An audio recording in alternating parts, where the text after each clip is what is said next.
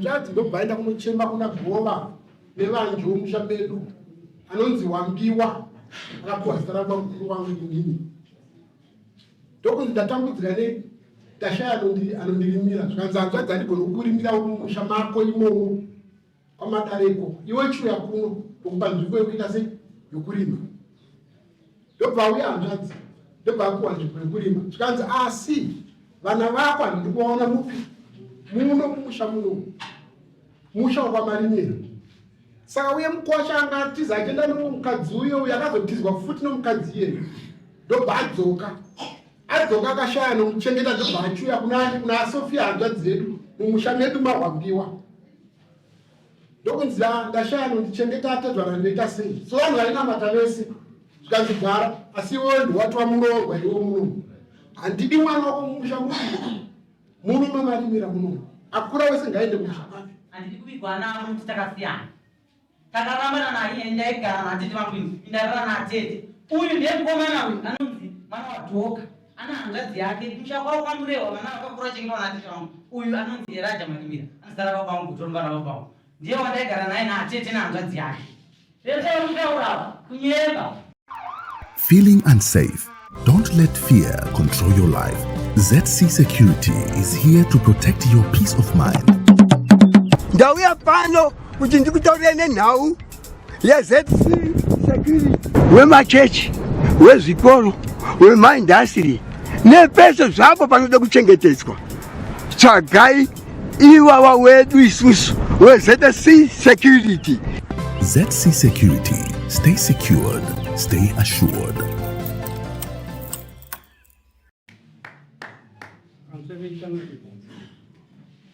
Ndakatumiwa munhu ndo kwamarimira indogara kwamadziva kwamarimira kuno vana vangu kunzi uyai kuno ndikati kunei ndikanzi hamino kwamarimira ndofurara mangwanani ndikanzi tiri kukumirira ndikati ini handikwanise kufamba ndototaurwa ndokuti ndikwanise kuchigaika ndikanzi tokumirira hapana vakiita zofoni ndikanzi isisu tiri kuda kuti vazukuru venyu novana venyu vari pano nzvimbo iyi takura munozouya acheya kumba kwavo kurudii atekeepo nani ongeeeka takakukaisana aiva vakanaka saka ai vana vavo akura njavako iwa munogara watwa munova wangu mwana kuti anoona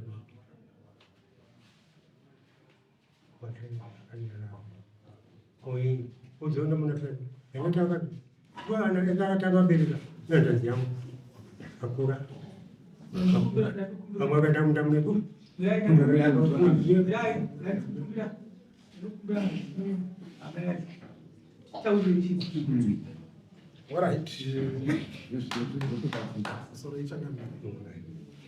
Hanzvadzi Yedu Isina Sofia Marimira anga akaroorwa kwamupararano. Zvanga akaroorwa kwamupararano akasiyiwa nomurume wake Shadimoti aenda nomwe mukadzi kumupwesuko makore ekumashurayo. Hanzvadzi ndobva aenda kunochema kuna gova nevanhu vomusha medu anonzi Wambiwa akapuwa zita rakwa mukuru wangu inini. Ndokunzi ndatambudzika ndashaya anondirimira zvikanzi Hanzvadzi handigoni kukurimira mumusha mako imomo kwamadareko iwe chiuya kuno kukupa nzvimbo yekuita sei yokurima. Ndobva auya Hanzvadzi ndobva akuwa nzvimbo yokurima zvikanzi asi vana vako handidi kuvaona mupi muno mumusha muno musha wakamarimira. Saka uye Mukwasha angatiza achienda nomukadzi uyo yakazotizwa futi nomukadzi iyeyo ndobva adzoka akashaya nomuchengeta ndobva achiuya kuna Sofia Hanzvadzi Yedu mumusha medu maWambiwa. Ndokunzi ndashaya nondichengeta atedzwa ndoita sei. So vanhu vainamata vese zvikanzi gara asi iwewe ndiwatwa muroorwa iwe muno. Handidi mwana wako mumusha muno mamarimira muno. Akura wese ngaende mumusha make. Mwana wake anonzi Chimonera anga ari kubasa ndobva adzoka ndobva aedza kuda kutema mapango kuti avake kicheni yake zvikanzi unoamukarwe enda kumusha kwenyu handidi kukuona funo. Ini kuma 1964 pane mukomana ainzi Israeli. Ndakagara naye uku kwaNyaurungu achifudza mombe. Achitaura nyaya yake kuti kumusha kwaMarimiro hakugarike naGova. Nenyaya yekuti havadi kuona vanhu kwani ukamparara shamavo. Saka ndomauya akati hanzvadzi yedu. Vagara vakadaro vanhu vese ava vanotiye chimonera vandiri kutaura uyu. Vanhari hanzvadzi yedu hasina mwana arikufamba panyika vese vakashaya. Kuya kwakaita Mukwasha uyu somunhu aidawo vakadzi maningi angati zvinhu akabva aroora kuti mwe mukadzi. Aroora mukadzi. Ndobva mwana vana vake vatatu. Komana umwe chete kana ndikukanganisa nevasikana vangani vaviri. Hanzvadzi yedu akazoshaya. Komana uyu aripo. Hanzvadzi yedu nonyaya yerudo nokunamata ndobva ati iwewe Chirima Pekurima Pekurima namai vako vakagorera Pekurima nehanzvadzi yedu. Vagorera Pekurima nehanzvadzi yedu vakazotora umwe muzukuru mwana wedu pachimonera vakamisawo pakona pakadaro aripo ipapo. Saka chakaitika hanzvadzi yedu ashaya takazotamba guva isisu. Mukwasha hatina kumona. Handizivi vakuru vangu kuti vanga vamutumira shoko here. Saka tichitamba guva kudaro ndakataura nemwana ari kugara apa. Ndikati shamwari uyu akaone zviri kuita vamwe vako panapo. Akati handigoni kuuya ipapo sekuru baba vangu ndozovataura kuti kudii. Ndikati handingazvizive. Ndobva aita zvake. Saka takatamba guva hanzvadzi yedu ipapo. Tikaita zvatakaita. Hanzvadzi yedu yakaramba kuvigwa pamwe chete pakavigwa murume wake. Kanzi uyu takarambana kudhara uyu handidi kuvigwa pai. Pamwe chete naye uye murume iye. Mundiviga chivanze pangu ndopamunondiviga. Ndopatakamba vigawo hanzvadzi. Tikabva tati siso right. Zvazvadai so takisana musara pavana vaviri. Pane umwe ari kurwara hanzvadzi yedu. Ndowatakaisa iyeyo. Nemwana womukoma wedu vari vangani vari vaviri. Tikati ndimi varidzi munzvimbo ino. Asi ava vana avava vakasiyiwa panapa iwiru yahanzvadzi yedu aSofia havabve vanogara papi pano. Inova ndonyaya yatanga tateedzera Mukwasha ndobheni gwangwa yakuti akuuya chamudeedzera ndechokuti tikaona kuti mwana uyu asara uyu akisa vamwe vanhu vari kurima pai mairima hanzvadzi yedu mwewo. Hana unga ataurira ana asanhaka vatakaisa kana kutaura kuti ana asekuru munda zvawakadai so ndaakisawo vamwe vanhu varima. Tikazongoona munda warimwa gore iro rino raika neshizha iro. Saka ndopatakadisire handi totaura nyaya yedu. Takatuma nhume yakaenda kumba kwoMukwasha. Yatitaura nyaya yedu pamwe chete tichionesana. Takaona kuti vana ava havana history havanayo pakukura kwavakaita vari mumusha umu. Ndozvataida Mukwasha haana kugona kuuya. Tikati sisu zvomochita imi vakomana makasiyiwa nehanzvadzi yedu pano. Rimai mamakasiya mamodzwa kunzi murime miganhu yacho ndimunoiziva. Isi tinoiziva. Asi hatina kuda kuvaomesera kudaro. Takati miganhu yenyu munoiziva. Rimai imomwe nemimi hamubve pano. Shure maizvozvo takazongona kwakuya masamunzi kudaro. Mukwasha ari kuti tamutorera munhu. Isisi tinogara muMarimiro. Mukwasha anogara kwaMuserepo kana kwaMadare kumusha kwavoka. Hatina kumboenda kutora munda womuridzi.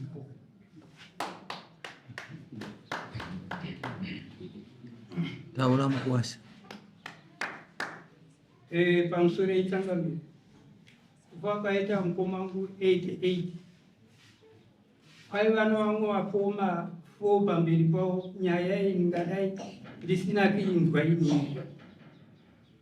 Patikazoita kuti mukoma afe naye hanzvadzi wavo kana iye hanzvadzi wavo ndaisina handina kumbozinzwa. Dai ndikambozinzwawo rimwe zuva ndaiti chokwadi. Zvinapa ndiri kutoshamisiko vachitaura kuti zviri kutaurwa izvi.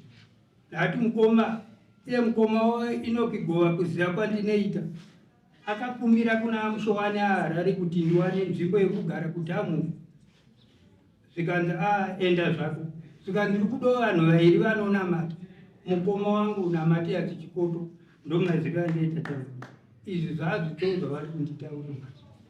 Nakuti pakugawa konhaka unofanira kuziva kuti zvakati. Ingadai ndarisina nharo. Kuuya kuno kuti tuwane pokutanga notwanda kuti tikaenda ikoko unovana pano vamwe vana vasingazodzivika pakuti mutauri. Zvino ndosati tauya kunochanga Mukwasha unogara kupi? ini ndogara kumadziva kwamadziva kwamuseriku Komseri. Munda watoona ukwasha nanatizwa wako. Uri kupi? uri kwamarimiro Munda uyo ndounopoma wangu vachigara naamai unoziva kugwa marimiro here kana wakutarisana wakida kuenda kugora usati wasvika kugora pari panhingi napadenga uchidzika kudaiso munda usuku uri kuku kana uchiri kuyeuka uyo aina matakwa marange kenani marimiro akona kenani aigara kaka kura kuti pamusoro apa taura Mukwasha musoro ichangamira zvataura Mukwasha kuti akati ndoda kugara nevanhu vaviri vanonamata zvisiri munhu wakadeedza ndiMatiasi Chikoto ndoakadeedza kuti uya shamwari tirese tigarisane pano mukoma wavava Mukwasha vangava akazotouya atizwa nomukadzi wakaenda naye akabereka vana vangani vatatu chamunorwa naIsraeri nazvina munhu womukadzi atizwa uko kunenge kwanga vari uko kunenge kuchai kunenge uko kumvurwa ndopakazoya manje Shadimo kana musingazvizive Mukwasha tikutaura history yakaitika pamwe vakoma venyu mukaita chitsotsi nowafa zvite tikutaura chokwadi chandinonyatsoziva inini mukoma vanga ana amai edu vamwe chete vavakarorwa vese ndakakura ndiri mumusha ipapo paigara hanzvadzi yangu ipapo ava vaitoya vachinditora vakana vakundida unzokudiwa naamai kumusha vachiya vachinditora saka tinoziva history yese kuda kutaura taura Ini mwana washa. Ndinotera pamashure pachimonera kwacho. 1964. taurisa 1964. Tichitema munda. Matakagara isu wakapuwa baba navo. Kuti uya Mukwasha tigari kubi. Kuona tiite vaviri tinonama. Kozoya Chikoto akazwa mumashuru. Isu titakatema zvakutaurika izvi. Changamire pano kumwe kuda kutsvaga kutora munda isu tisi vana vacho togara kuti mani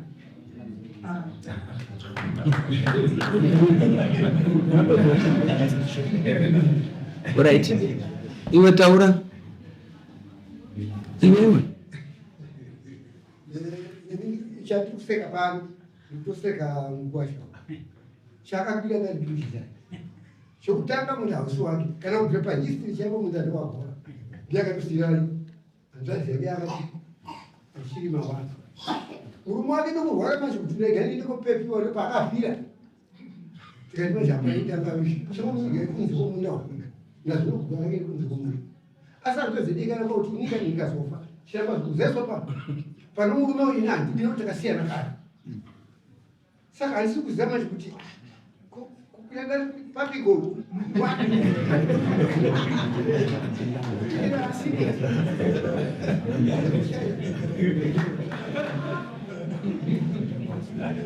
taura iwe pamushure mazvei ndingangova ndisina mazwi akanaka anosekesa vanhu kana kuti amudziyo taura izvi zvazokuda kungopamba vamwe vanhu nokutaura zvakanaka zokuti munda uyu haionei kuti taura ukutaura neni hana basa gova mukoma wava yaakadega baba izvi zvakutaurika nhasi zvokuti vanga vakarambana havana mbobvira vakarambana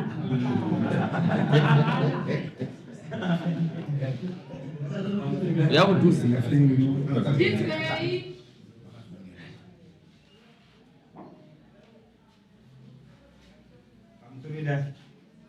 inini ndiri mukuru waShadimoti mwana waIsraeri ngenga ari mwana waShadimoti wavaigara mukuru. Inini ndakakurira kwamahondi ndiri muzukuru kwamahondi baba vangu vakarura kwamahondi asi ndikurira kwamahondi history dzeuku ndaidziwa ava nasekuru vari kuda kutora munda ndove kumbonetserana anonzi Mika Marimira.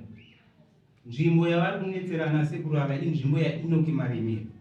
Enoki Marimira ndiye akatsvaga nzvimbo yaigarapo ava vanonzi azeti vakazouya vakanogara mumunda matinoki marimira zvenharo neuyo ari apo akauya akanogara mumunda wairimwa namika marimira chaiwo vakaita hondo namika marimira wanguva mhanzai akatsemuka mika marimira ndasemukoma wangu inini adakakurirawo kwana asekuru kwana mahondo saka nyaya dzese dzaiitika inini ndaita se ndaidzinzwa zvapedza kudaro maungu ano israeri pakawana munda vakazowana munda kuenda kumagazi vachienda kugara kumagazi vakati ndine mwana wangu ari pamahonde kwaasekuru mwana iye ndiye achazouya kugara panzvimbo yangu iri yandabva pano ndichizoenda uku kwangu kusheya nhaka yaasekuru vedu kuti imba inei vanofanira kuwana kuita se pekugara pari kutaurwa nanasekuru ava kunzi vakazotora muzukuru wavo mwana wachimonera achibva kwamadare kuuya kugara uku inyaya yekungoti nzvimbo yedu yataitira kuti mumwe anogara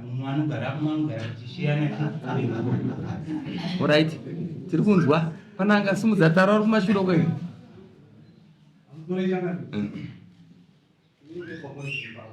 Uya kudhuze tinzwe.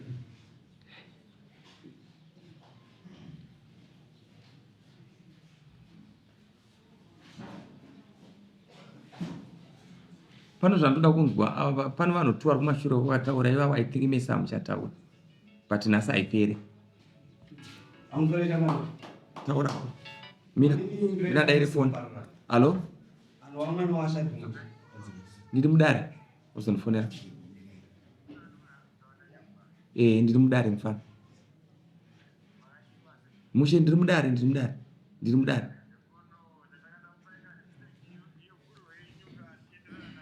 Alright, nyakubai. Ndiri mwana waShadmont. Ndakabarwa 1978. Ndakakurira pamusha iwo uri kutaura mupongozozo ukunzi wakamarivira. Handina kana gore 1 kubva pandatanga kuziva kusvika pari nhasi. Pandakamboona mumwe sheto wakamarivira akabhuya kunorima kana kunoita chokuita pamusha ipapo. Ndokutanga posha. 1986-87 pakaita gakava raShadmont naZeti.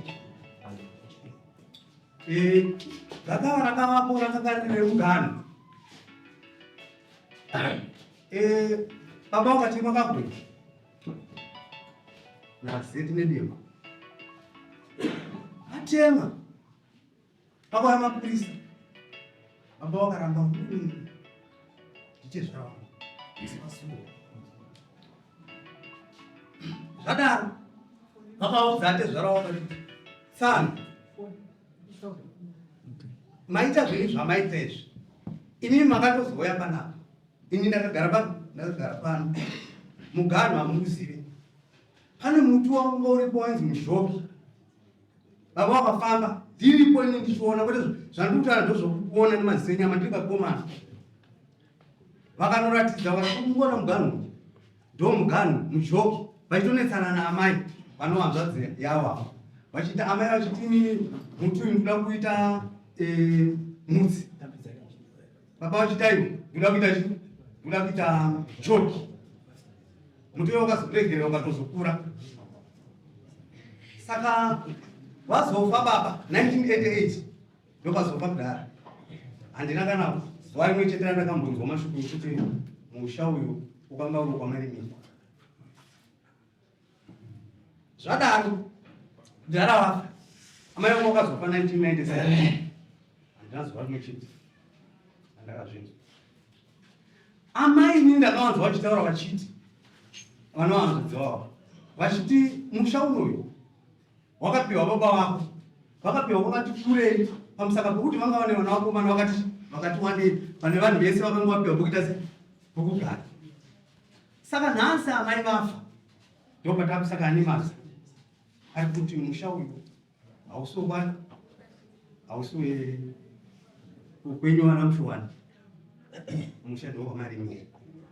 Azoona nhasi mashure mushure mukunge amai vafa hanzvadzi vavo asi mukugara kwesu hatina mberi takambozvinzwa. Urerigara pasi ndoda 1 uko usitaura 1. Amusore chakabini ndepazviri mubarabara ndimusukuru waShadmont mwana wachimuonera patimoti mbararano anovaje mwana hwani mukomana wehanzvadzi Nhasi kurambana maniwa ndi mwana wachimuonera mukomana wechipiri pakubarwa ndi wechitatu. Nyanga takamboti gare zvidapo nakufikira inini ambuya hanzvadzi yaoni ndainamatana nawo nanhasi ndakasvika kusara ndichinamata kumusha baba kwavo nekuda kwehanzvadzi yavo nekuchengetana kwangu ndaita naambuya. Hakuna kana chimwe chete chavakandivanza pakugara kwavo kusvikira ambuya varara. Ndakagara inini naambuya, ndakagara nasekuru naambuya pasina mitauro yese yekutaurwa. Handina chandakavanzwa, ndine zvimwe zvakavanzika zvandogona kutoziva zvisinei nanasekuru semuzvikuru. Asi kuda kukura chokwadi chinoti vasekuru vari vapenyu, handisi kurevera ndigere hangu ini kwatakasiyiwa nababa ndiri pamuromo pakunongwa mushowani. Tingadai takagara kutaura kuno ndaifanira kuva ndiri kumba kwasekuru kwazvarwa kwamba kunova iko kwamarimiri, asi handina kuzoenda ikoko inini. Mushure monge amai vati haugoni kubva pano ndione mhuri yakawanda unochengeta panapo uzosara uchipamba panapo. Chiregedza mukoma wako aende anogara naambuya, ndingaifanira kuchengeta ambuya nonga ichinamata nawo kusvika vafe. Kuti ndirambe ichinamata uchiti kwadhwani marake ndaambuya vakadaro.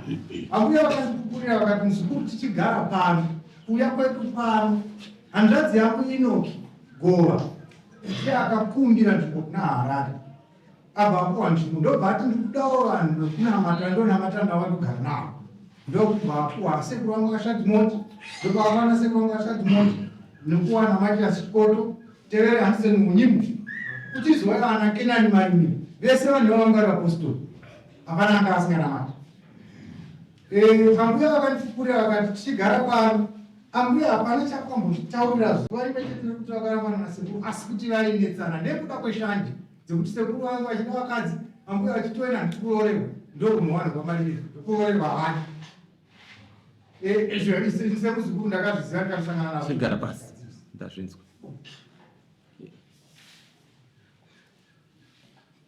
Pamusoro ichangamiri nevatariri, inini ndakagara naatete vangu 88 Norini Marimiro. Ndakagara naatete vangu kubvira grade 1 ndichigara kumba kwavo kusvika grade 5. Asekuru achadimoti vakauya nevana vavo vatatu, Hazvina, Israeri naChamunorwa. Vakapiwa pokunzi vakayapo mudzimai wenyu muzotsvagira mhuri yenyu pokugara. Inini handiri kukundidzwa musha muno ndi musha mangu naatete. Saka tiri kumusha menyu sei? Zvanzi ndakatotorwa murume uyo anditiza mwana wanga. Murume uyo akanditiza akaenda kumvurwi ndobvadzwa mukadzi. Saka inini handidi zvokufundidzwa.